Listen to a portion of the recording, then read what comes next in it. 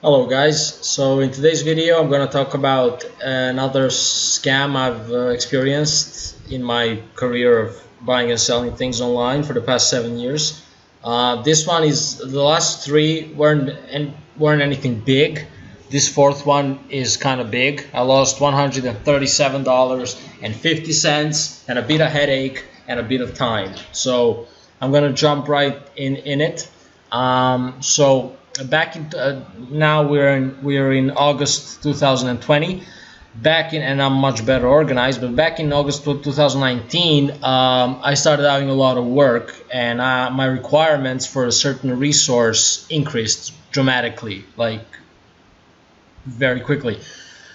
And so my suppliers that I was buying this stuff from, they couldn't handle it. So I needed to go outside of my normal channels and look for other people to provide what I needed. Now this thing that I needed, I'm not going to say what it is, nothing illegal, but you can't exactly get it, that easily. So I had to look around, Facebook, Skype, contact different people, blah, blah, blah. What I will say before I even begin, if you're in business and your business relies in small or large part on somebody else, in other words, buying something from somebody else, like here's a stupid example. If you make beds and you need some other company to sell you the wood, you're better off growing the fucking trees yourself. Now I know that's not feasible, but that's just maybe a dumb example, an extreme example of what you should do. Everything you can do in-house, do it in-house. That's what I believe, and from my experience, that's always much better. Because even if you fuck up, at least you're gonna die on your own sword. All right. So anyway, but if you do buy things from people, make sure that you trust those people as much as that's possible, right? And if you do buy from people that you can't exactly trust all the way, it's best if you can get the service or the product before you make a payment. And if you can't and you have to pay them, it's best to avoid PayPal, because PayPal is a piece of shit. Okay, you're not gonna get a fair review if the deal goes bad and you have to open a chargeback. So anyway, I just wanted to put that in, my 2 cents. Now let's continue. So we're in 2019. I'm busy. A lot of money is changing hands, and I needed what I needed. And I was talking to a lot of people to buy what I needed.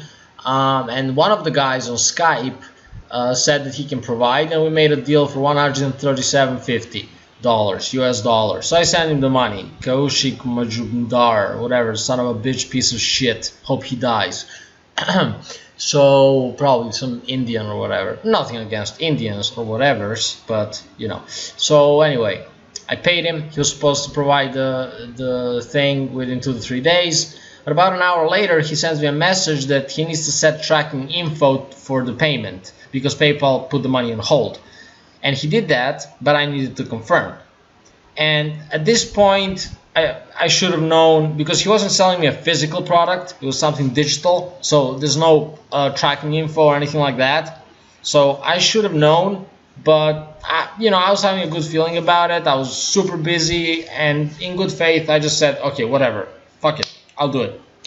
So I did it. Here are the screenshots. By the way, there's going to be a link in the description of this video, so you can come to my article here if you want to check it out. So here's the first screenshot, confirm receipt. You can see it very clearly, but in the second one, confirm order received. And PayPal writes right here, please note, you may no longer be able to raise a dispute against this order, and the funds will be settled with the seller. So if I confirm, and I confirmed, huge mistake, but there you go, you live and learn. So that happened. The guy replied to me one more time on Skype when I was messaging him about when he was going to deliver my order, and then he stopped replying. So a week later, I decided to do a chargeback on PayPal to ask for my money back. I did it. Here's the email to that. Basically, when I made the chargeback, I wrote to PayPal what had happened, right? I waited for about 2 days, because at this point I was still thinking that perhaps he he thought he could deliver, but then he realized he couldn't, but then he figured maybe he'll just, you know, stop replying to me and maybe I'll just let it go. You know, I'll just forget about it. Or when I do the chargeback, he'll see it and then he'll appear on PayPal or on Skype and give what he promised me, provide what he promised me, or issue the refund on PayPal. Anyway, I do it, about 2 days go by, he doesn't appear, he doesn't do anything, so I escalate the chargeback to a claim. On PayPal, this just means because when you make a chargeback, you're trying to resolve the problem with the seller. But when you escalate it to a claim, it means you're asking PayPal to get involved and review the case, right? So here's the email that PayPal is seeking additional information from the merchant, blah, blah, blah. The case has been escalated to a claim, blah, blah, blah.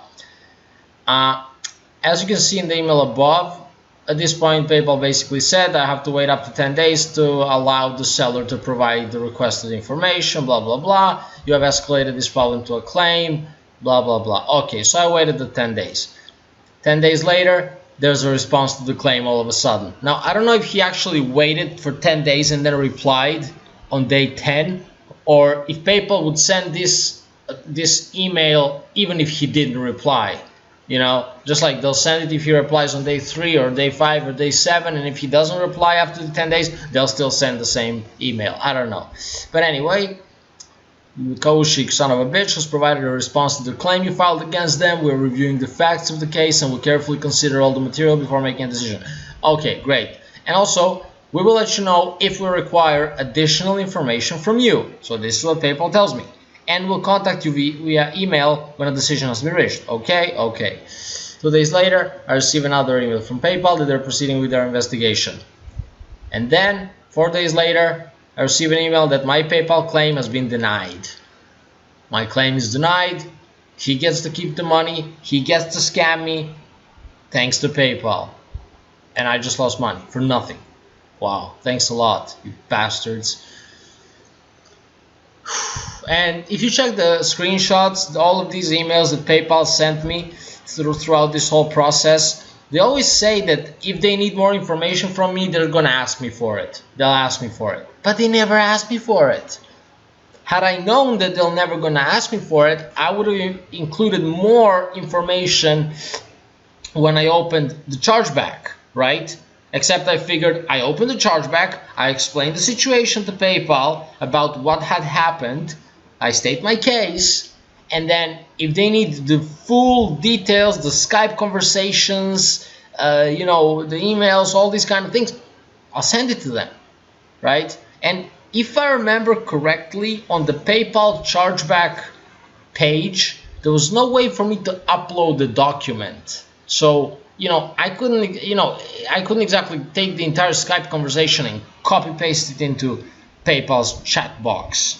I would have had to take screenshots, you know, and send the screenshots, maybe put them all nicely in a PDF so that they can read it more easily.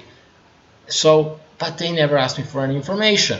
In any case, when it was over, I contacted PayPal through the messaging system. I asked them to reopen the case. I told them I actually have the information. They'll prove that I was scammed and everything. And they just told me, you know, nothing you can do about it. Case closed. It's over. Go fuck yourself. They literally told me, PayPal told me to go fuck myself. They are an evil company. Okay, they didn't tell me to go fuck myself, but they did. Just in not so many words. Anyway, here I've included all the scammer information. Funny thing, his PayPal email was buntybubbly50. And after this was over, I talked to a few people, and one of the guys told me that this email contains the words Bunty and Bubbly, and apparently this was a couple in India, a couple who were scammers, and they scammed people. There's a movie on them, apparently. Had I known, you know, it would have, you know, rang a bell, opened erased some red flags in my head about it, but I didn't, so it didn't. Anyway, here's some more information of the scammer. If you wonder why I'm putting his information out there, it's because quite often careful people, such as myself, when we get a new buyer or a new seller and, you know, there's money involved, we'll Google the person's name or email or whatever just to see, you know, maybe you Google it and you put scam next to it. You go to Google, you put this email in there, and next to it you put the word scam, or like his Skype, Sonar Kaushik, and you put scam next to it, or his name, Kaushik Majumdar, and you put scam next to it. And if you find that other people somewhere on some forum, on some scam report website, somewhere mention the guy and talk about how he scammed them or something, you know not to do business with this person, right? Unless the business is, where you cannot possibly lose, right? Which wasn't the case here. So anyway, in conclusion, definitely I made mistakes here, a few of them. This could have been avoided. First of all, I should have never bought from some random guy that I don't even know, or nobody that I know knows. Second of all, I should have asked for him to deliver the product before I sent him the money. And anyway, after I sent the money, when he asked me to confirm, when he inserted the shipping info, I should have never confirmed until the product was delivered. And when I opened my chargeback, now I know that maybe it would have helped had I provided PayPal all the information, like everything, all the details, everything I had on the case. Maybe something would have been different. But anyway, all that said, I still hate PayPal for this. Because they said in every email they sent me, they said they would ask me for additional information if they needed, and then they didn't. And then they just closed the case and gave the scammer the money. PayPal is truly the scammer's paradise. And but anyway, even like after they closed the case, when I contacted them and told them that I can provide the information, they could have reopened the case. I mean, all of this money, thousands of dollars that PayPal has taken from me on their high fees over the years, and they couldn't even take an hour to review the case properly, ask me for information if they need it, and then reach a decision. They couldn't do it because PayPal doesn't give a fuck about you. Because PayPal sucks. And I've also included a nice little funny, interesting video here in my article that you can watch about PayPal. It's pretty old. I think it's from 2011, but this guy made a hilarious video. It's quite fun. You guys should check it out. Okay, guys. Anyway, basically, and the funny thing, in my next article, I'll talk about this. Around this time, I had another issue, similar issue with another guy for $100 on Pioneer. And if you, as you may or may not know, Pioneer doesn't have an official chargeback. They don't have an official way to do a chargeback. But what I did, I contacted Pioneer and I told them, I paid a guy and he never provided the product, right? And then they sent me an email and they asked me for additional information. PayPal, listen up, how it's done correctly. And then I provided it. Pioneer reviewed the case and they refunded me my money. Around the same time. One case on PayPal, one case on Pioneer. Pioneer doesn't even have a chargeback refund policy. At least they don't have an easy way to do a chargeback, to ask for your money back. PayPal does. But the fact that PayPal does it means nothing. Because PayPal doesn't give a fuck. Pioneer is a much better company. And if there's a problem, they'll review the information. A human will review the information. If the information is unclear, if it's not enough, then they'll ask for more information so that they can get the clear picture. But anyway, I'll talk about the whole Pioneer thing in my next article, which I should be writing in a couple of days. Okay, guys, thanks for watching. Please like the video, subscribe to my channel. If you want to come to this article here and check it out. Check out some other stuff on my website. There's going to be a link in the description of this video so you can check it out. Okay, guys, thanks for watching, and I'll see you in the next video.